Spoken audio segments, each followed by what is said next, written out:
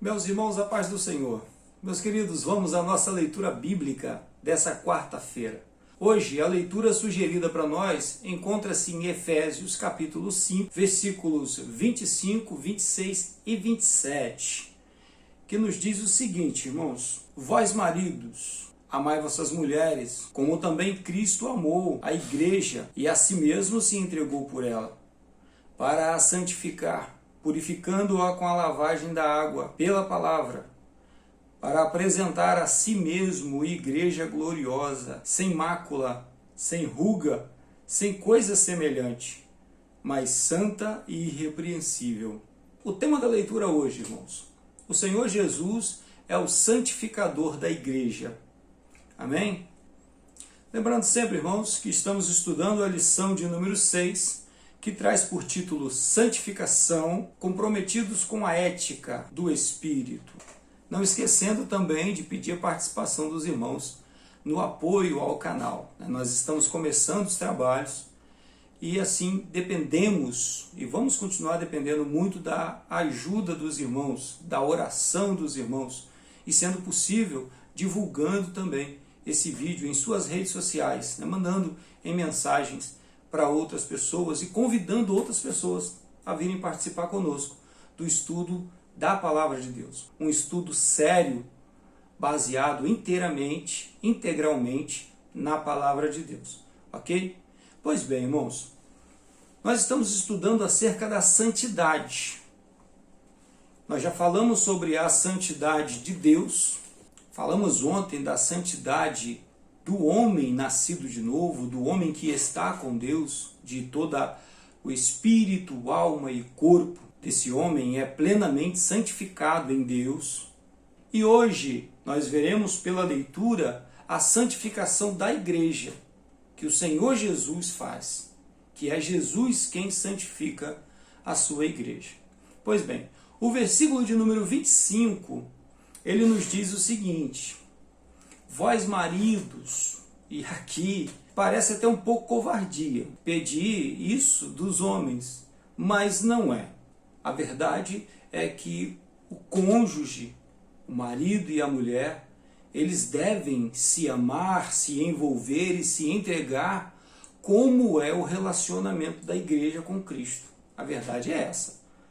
E esse deve ser o nosso alvo como marido e deve ser o alvo das mulheres como esposa, buscarem essa intimidade, esse relacionamento profundo, como é o relacionamento da igreja, da noiva de Cristo com ele.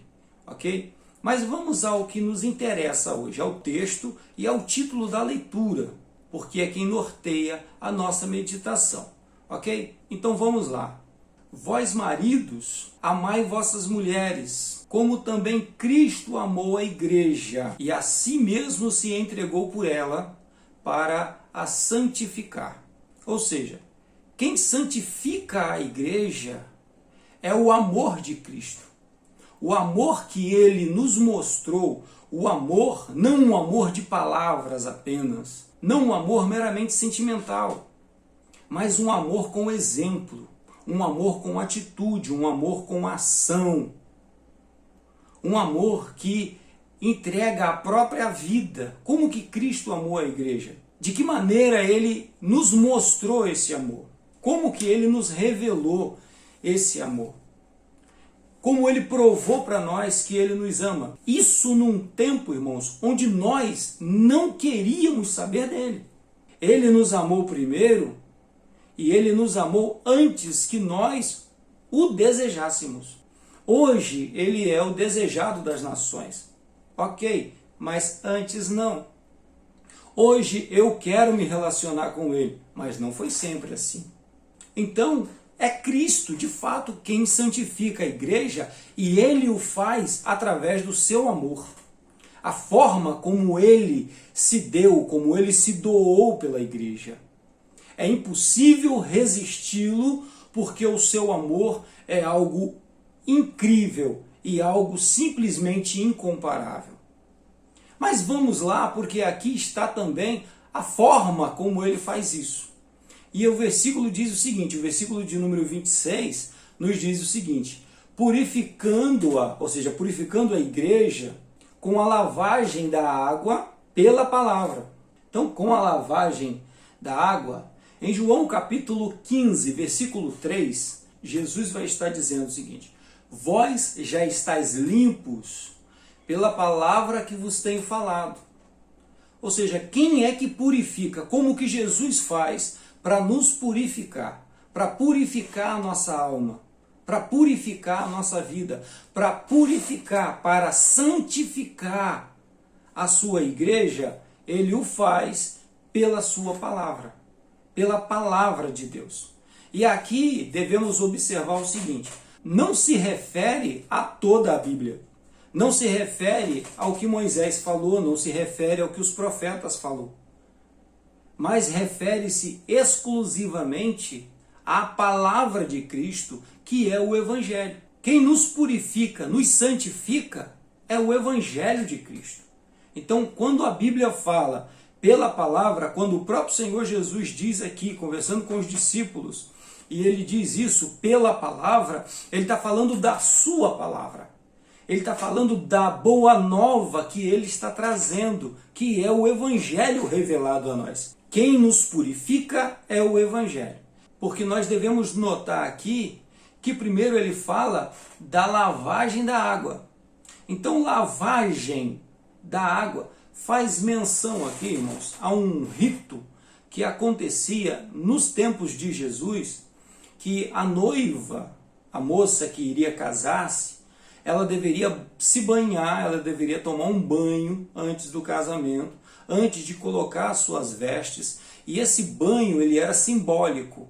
Esse banho simbolizava a sua purificação para entrar no relacionamento conjugal. A purificação dela para entrar no relacionamento conjugal. Isso aqui conversa muito com o batismo. A forma como nós entramos na igreja, a forma como nós somos introduzidos ao corpo de Cristo, que é o batismo em águas. Só que o batismo em águas, ele não é em si um purificador de vidas, um santificador de vidas. Ele é um exemplo, ele é uma figura daquilo que vai vir a ser a verdadeira razão da nossa santificação. O que de fato nos santifica, o que de fato nos vai purificar, e é o que essa água de verdade simboliza, que é, na verdade, o que esse batismo também simboliza, porque nós vamos ver, irmãos, que o Senhor Jesus também passou por esse batismo. E o que acontece assim que o Senhor Jesus passa pelo batismo, isso é muito simbólico, que assim que Jesus sai das águas, nós vamos ver o Espírito Santo vindo sobre ele. E o Pai falando dos céus: esse é o meu Filho amado, que me dá muito prazer, que me enche de alegria. O batismo, na verdade, o verdadeiro batismo, é o batismo que o Espírito Santo vem morar em nossas vidas. O Espírito Santo vem participar da nossa existência, vem participar das nossas vidas. O Espírito Santo, que é Deus, ele vem morar em nós, e a partir de então ele começa a nos santificar e ele começa a nos purificar. A purificação e a santificação, ela é imediata e ela é também a longo prazo. Ela é imediata porque imediatamente o Espírito Santo vem morar em nós. E onde o Espírito está, esse lugar é santo. E esse lugar sou eu, é a minha vida. Se torna santo, se torna separado, se torna povo peculiar de Deus, nação santa, nação sacerdotal. Nós nos tornamos isso. Nós nos tornamos uma pessoa santa, nós nos tornamos uma pessoa separada, purificada, exclusiva de Deus. Exclusiva para Deus. E assim sendo, pela presença do Espírito Santo em nossas vidas. Só que ao longo do tempo, e aí nós vamos ver o desenvolver na própria palavra que nós lemos aqui, o Espírito Santo vai nos purificando, e ele o faz pela sua influência em nossas vidas, mas também pela palavra. que é o Evangelho de Jesus Cristo. Nós já tivemos a oportunidade, irmãos, de estudar um pouco o Sermão da Montanha. E o Sermão da Montanha, ele nos mostra esse trabalho que Deus faz em nossas vidas, essa reforma que Deus faz em nossas vidas. Nós éramos um tipo de pessoa, nós estávamos sendo guiados pela nossa própria vontade, e aí o Espírito Santo vem fazer parte da nossa vida e isso torna-se uma parceria, que é semelhante ao casamento. O verdadeiro casamento não é um grande e um pequeno. O homem é o senhor de tudo e a mulher é quem deve obedecer cegamente. Não é isso. O verdadeiro casamento é uma parceria. É uma sociedade onde ambos juntos tornarão uma só carne e esses trabalharão para o crescimento da família. A mesma coisa é o Espírito Santo vir morar nas nossas vidas. O Espírito Santo somará força conosco, nós nos tornaremos parceiros, eu e o Espírito Santo, e o Espírito Santo e eu, ele sempre primeiro, o Espírito Santo e eu faremos a obra de Deus. O Espírito Santo e eu faremos a vontade de Deus aqui na terra. Alegraremos o coração do Senhor. Então, é a forma como o Espírito Santo nos purifica. Essa água é o Espírito Santo. E a palavra, o Evangelho de Jesus. Mas vamos continuar aqui.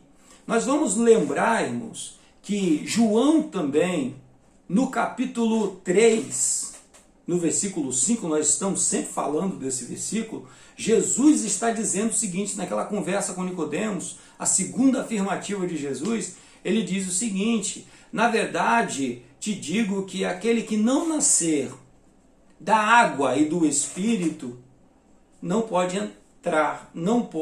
entrar no reino de Deus.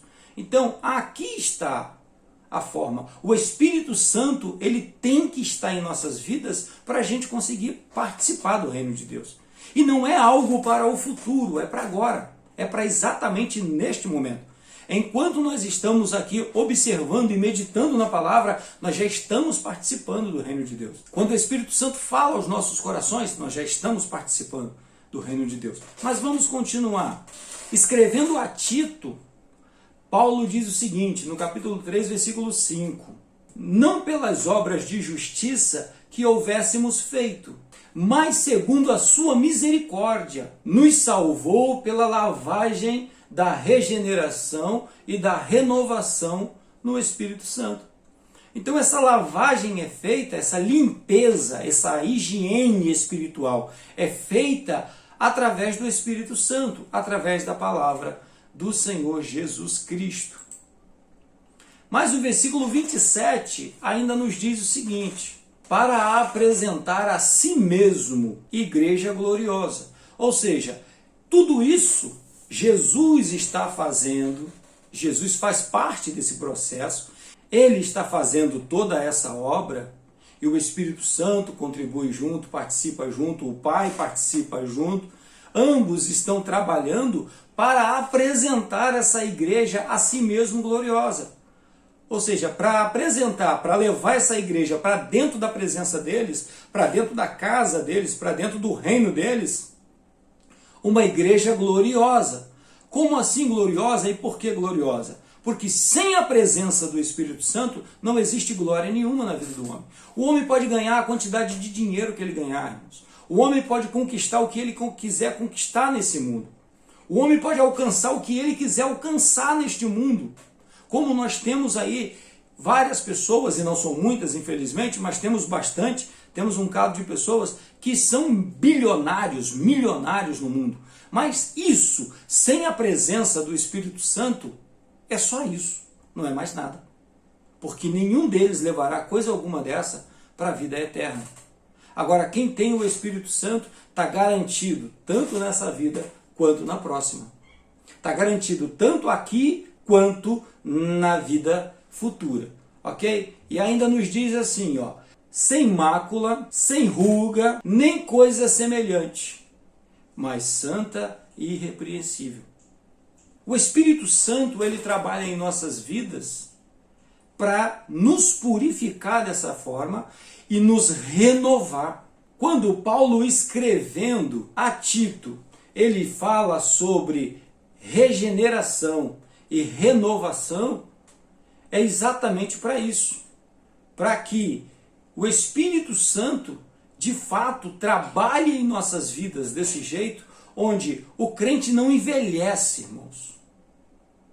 Ah, você fala assim, não, irmão, quando eu aceitei Jesus eu era bem mais novinho, né?